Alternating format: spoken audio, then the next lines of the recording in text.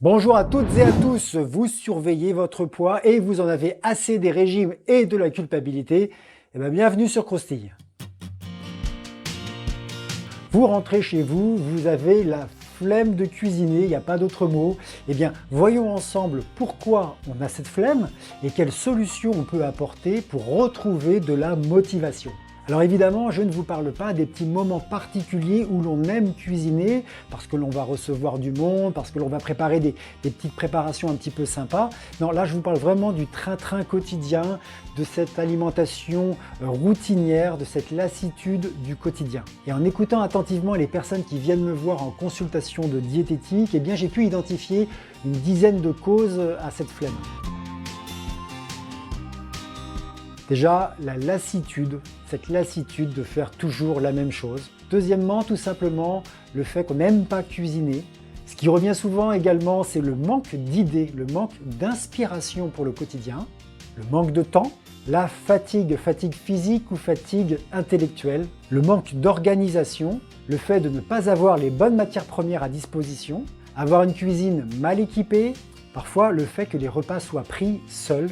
Et enfin, et ça peut être amusant, le fait que personne n'aime ce que l'on cuisine et du coup avoir la soupe à la grimace chaque soir.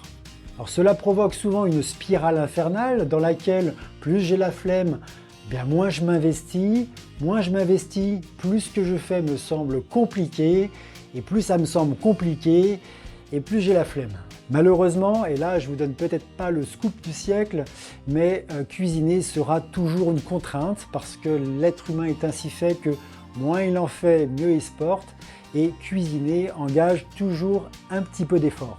Mais heureusement, on peut améliorer ça en faisant en sorte que cuisiner soit à la fois plus simple, plus captivant, et ainsi vous redonner envie de cuisiner au quotidien. Et déjà, il faut créer des conditions favorables à la cuisine quotidienne. Ça veut dire faire attention au niveau des achats, et ça se travaille dans les grandes surfaces, dans les magasins. Et pour ça, je vous conseille aussi de faire toujours une liste de courses pour ne rien oublier et pour essayer de diversifier un maximum vos aliments. Mais c'est aussi avoir une organisation minimale et principalement au niveau des légumes. Il ne faut pas hésiter à anticiper l'épluchage des légumes, le taillage des légumes, la cuisson des légumes, en faire toujours en plus grande quantité pour se simplifier le quotidien. Et je parle des légumes parce que c'est effectivement bien souvent le légume qui est le plus complexe à préparer dans la cuisine quotidienne. Et si ça peut vous aider, une fois par semaine, faites des menus pour vous inspirer, mais surtout en fin de semaine, clac, clac, clac, hop, poubelle. Sinon, si vous les réutilisez, vous allez tuer votre créativité. Enfin, créer des bonnes conditions favorables à la cuisine quotidienne, eh bien, c'est d'être bien équipé, en tout cas au minimum. Et actuellement, il existe beaucoup de robots multifonctions ou des multicuiseurs qui sont hyper pratiques. Parfois, ça vaut le coup d'investir dans un appareil comme ça pour se simplifier le quotidien et automatiser des cuissons et des préparations.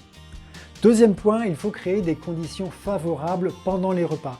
Alors parfois ça veut dire impliquer toute la famille pour essayer de discuter et de créer un climat plus serein et moins tendu. Parfois il faut pour cela éteindre la télé pour pouvoir échanger plus facilement. Mais à l'inverse, pour certaines personnes qui sont seules notamment, parfois manger devant la télé, ça crée des conditions qui sont plus apaisantes que de se dépêcher de manger seul face à un mur. Troisièmement, il faut lutter contre la lassitude et la monotonie alimentaire. Pour ça, il faut déjà gagner en diversité, donc ça se travaille pendant les achats.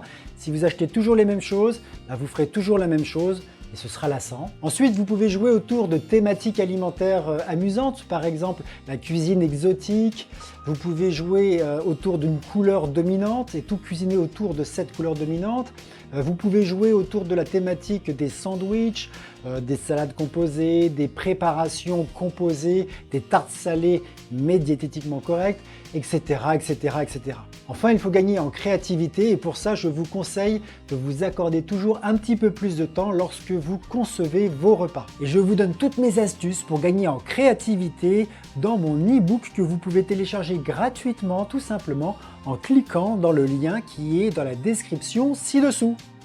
Et quatrième point, selon moi, le point le plus important pour lutter contre la flemme de la cuisine quotidienne, eh bien, c'est de reprioriser votre alimentation. Et déjà, c'est de s'accorder un peu plus de temps. 5 minutes de plus pour cuisiner, eh bien, c'est beaucoup de stress en moins. Et finalement, c'est un rapport à l'alimentation qui est beaucoup plus apaisant. Et enfin, de repenser que lorsque vous cuisinez, vous n'êtes pas en train de perdre du temps, vous êtes en train d'investir du temps pour prendre soin de vous. Alors évidemment, à la question « Qu'est-ce que vous apporteriez comme solution à la flemme de la cuisine quotidienne ?» certaines personnes me répondent « Eh bien moi, je me fais livrer ». Alors oui, sur du très court terme, d'une façon très épisodique, très ponctuelle, se faire livrer, c'est une bonne façon d'apporter quelque chose de nouveau à son alimentation, un petit peu de peps, un petit peu de curiosité, mais sur du long terme, ce n'est pas un bon calcul parce qu'en faisant ça, bon déjà ça revient très cher, mais surtout au-delà de ça, vous prenez de la distance avec l'acte de cuisiner.